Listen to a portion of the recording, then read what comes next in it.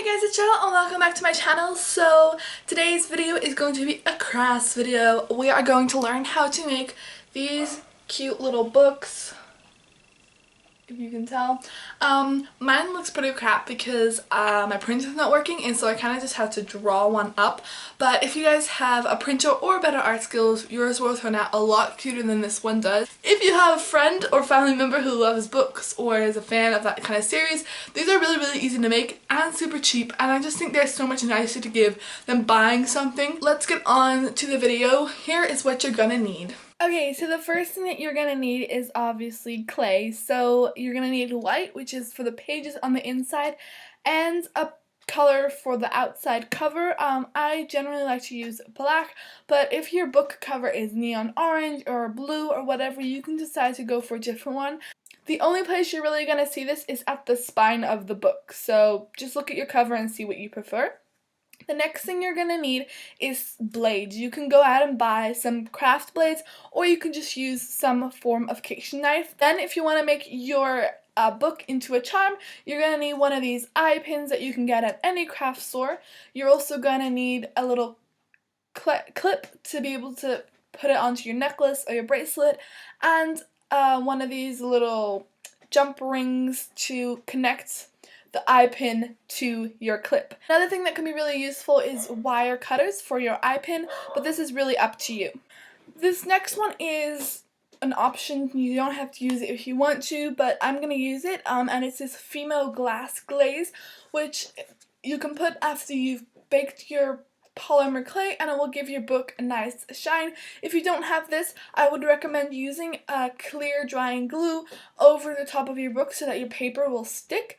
And talking about clear dry glue, you are going to need it for sticking your page onto the actual book. Okay, so the first thing that you're going to do is you have to go onto Google Images and find an image of the cover and the back of your book. If you cannot find them, you can also draw them up if you're really creative and awesome. I'm not, so I have to Google them. I'm not actually printing them out during this video because my printer is not working with my computer right now, but I'm just showing you guys a cover and a back of City of Bones.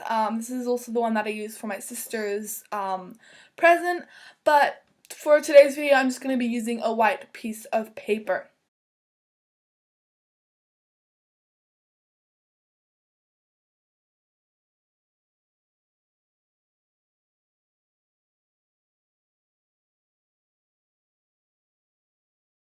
Okay, so the first thing you want to do is you're going to take your white clay and you're just going to press it down a little bit.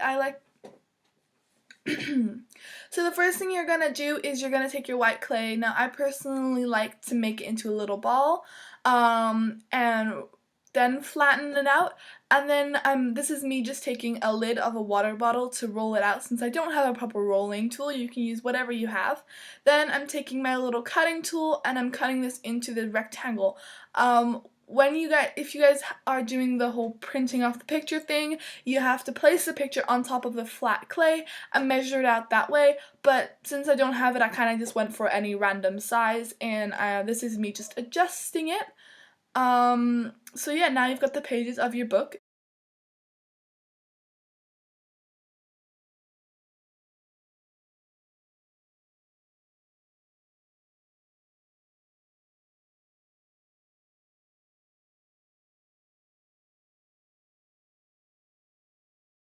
Next, you're going to do a similar thing to the black clay, except you want to roll it out a lot thinner than the white clay.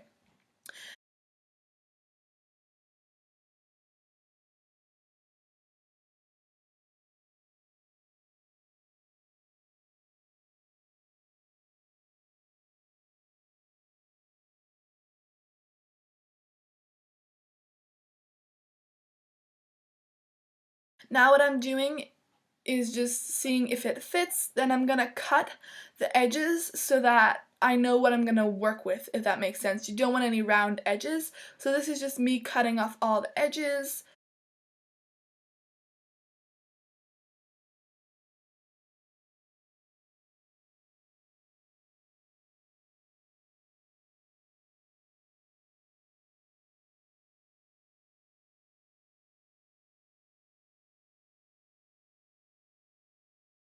placing the white on and folding it over to see if it fits. And this is when you can see if you need to roll it out even more or trim it off.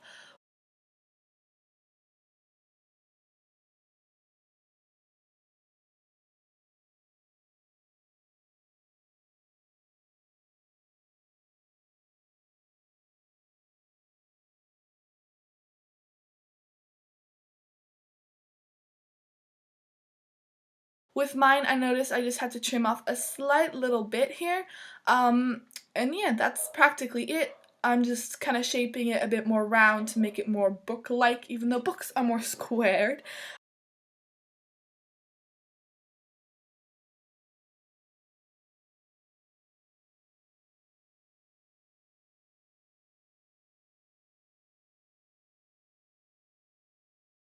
Now I'm just gonna chomp off a whole edge because when molding it, the shape can change a little bit. So you might have to take your cover again and redo all of that. So now you can add any details that you like. This is just me adding some lines on the spine because I just think it looks really, really cool when you do this. This is not necessarily how books look like, but it looks really cute nonetheless.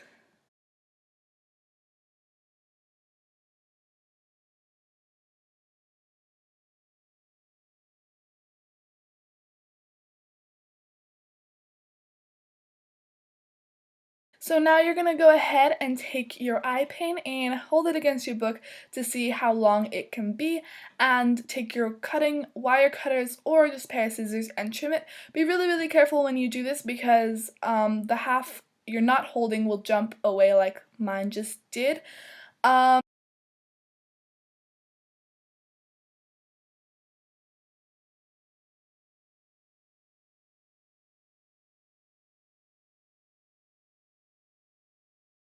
and now you're going to take that and insert it in your book. This is out of focus. I apologize.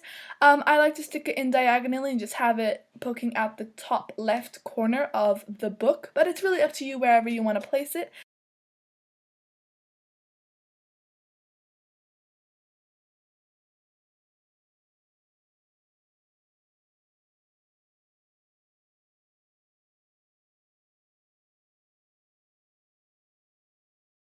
This is me just taking my lid again or any flat surface and rolling over it a little bit because I don't want any visible fingerprints on the final thing.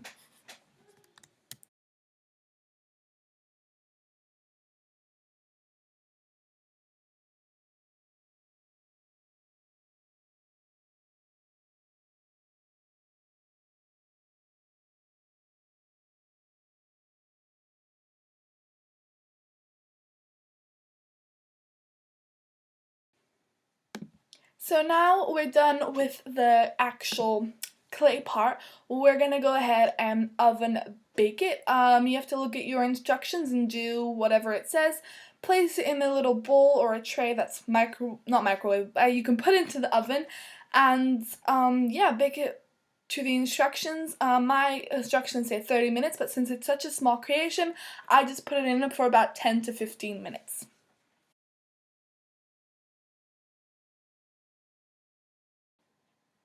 So after your thing is done baking in the oven, you're just going to go ahead and turn your oven off, take your creation out, and you want to let it cool. I don't really know for how long. I just let mine cool for 20 minutes to half an hour, but just until it's cool and hard, and you should be good.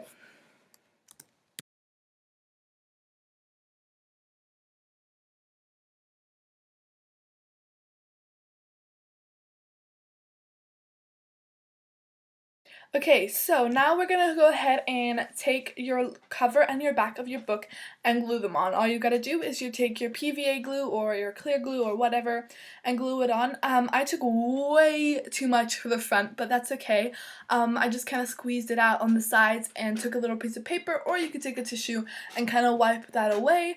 But don't use too much glue. Lesson learned. And then I'm gonna go ahead and do the exact same thing on the back. These are my little makeshift cover and back of the book. Yours will look a lot cuter than this. I hope so, at least, because this did not turn out the best.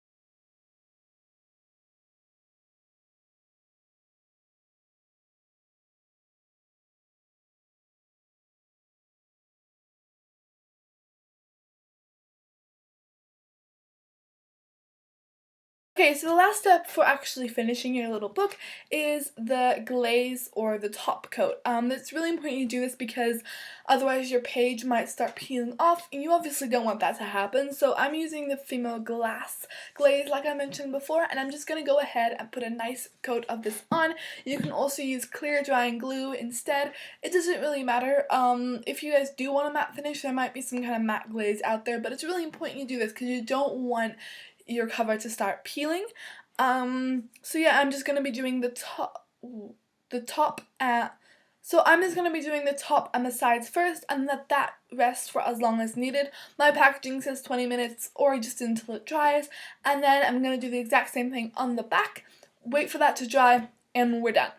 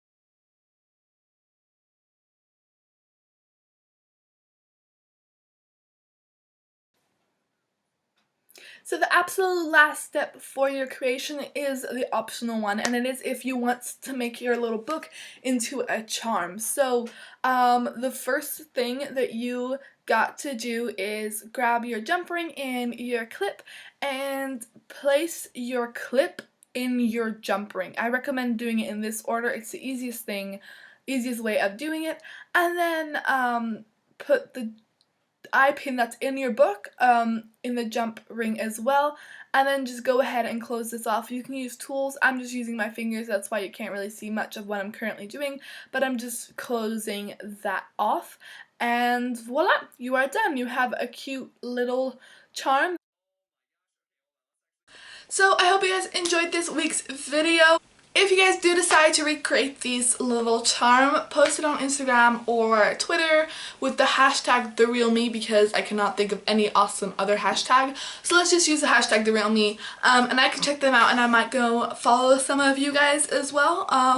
So yeah, give this video a big or small thumbs up if you enjoyed it as much as I enjoyed making it. Comment down below any other videos you want to see from me, and subscribe to my channel if you're new around here and you want to see more of my face. And I shall see you guys next time. Bye!